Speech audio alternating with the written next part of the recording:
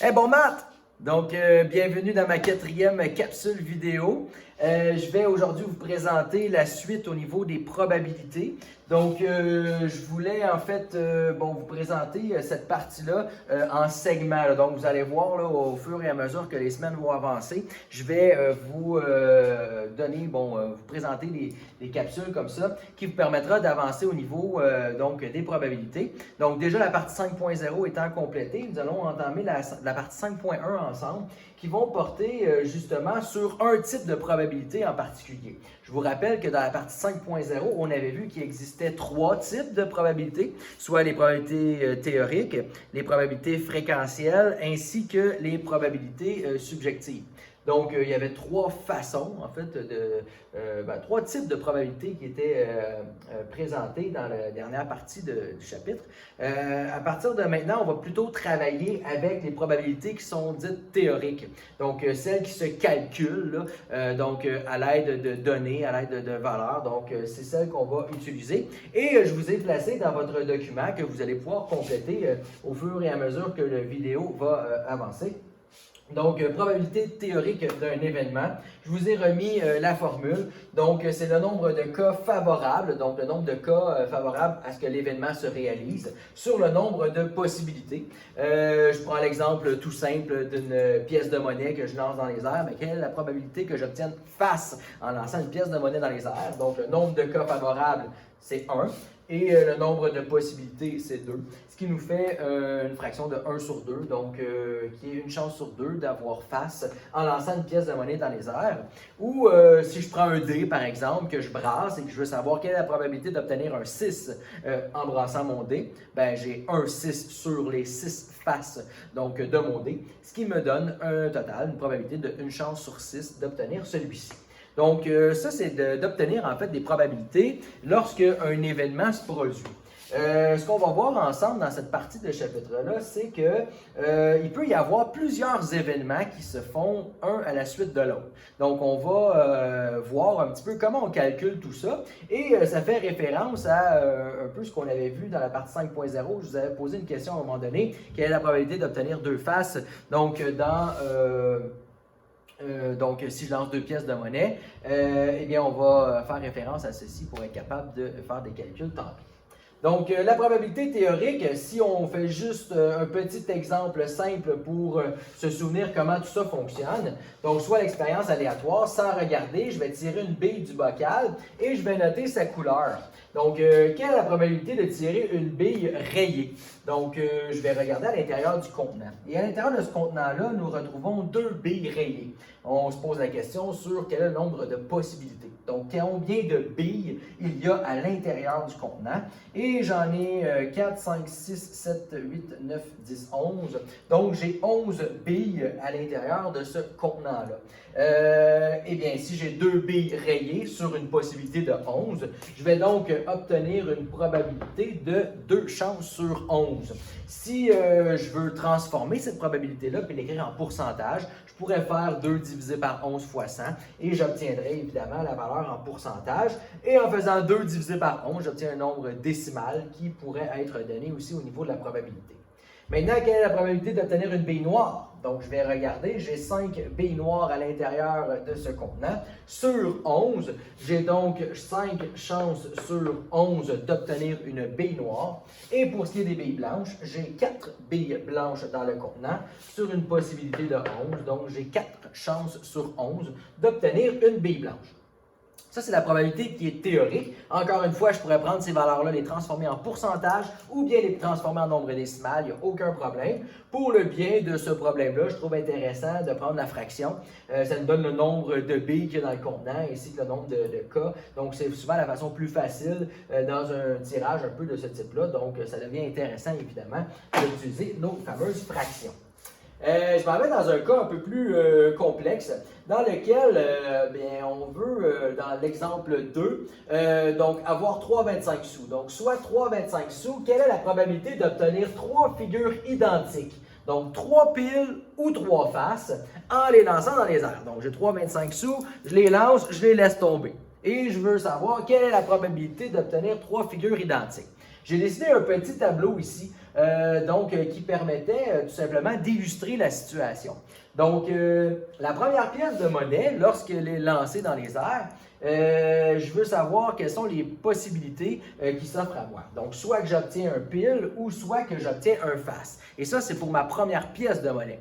Si je lance ma deuxième pièce, j'obtiens aussi soit pile ou soit face. Et quand je vais lancer ma troisième pièce de monnaie, je vais aussi obtenir soit pile ou soit face.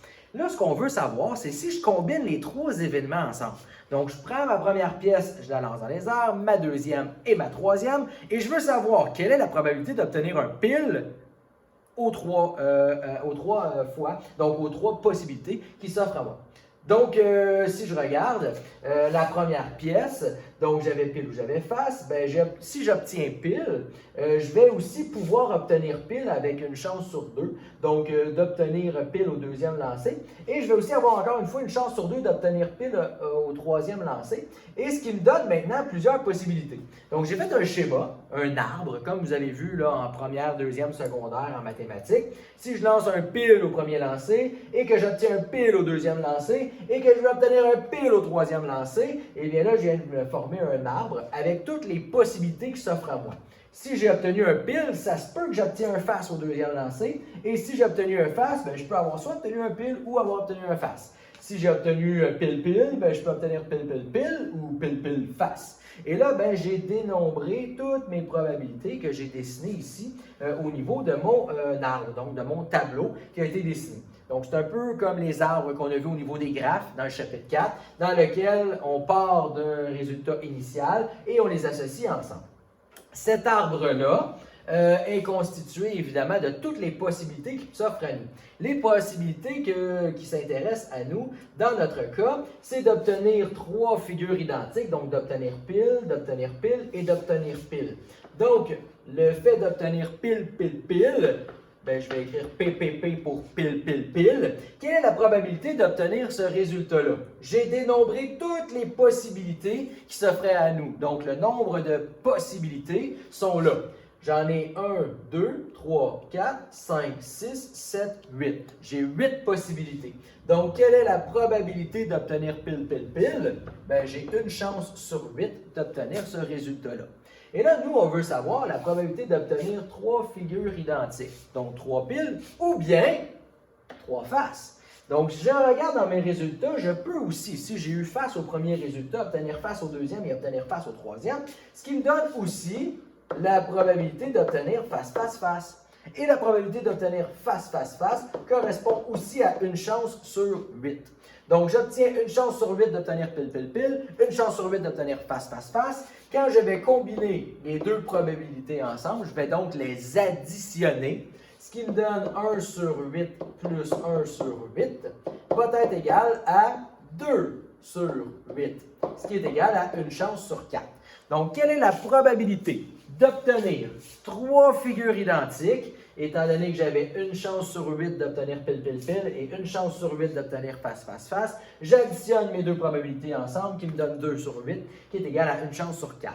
Donc, la réponse à ce problème-là, c'est une chance sur 4.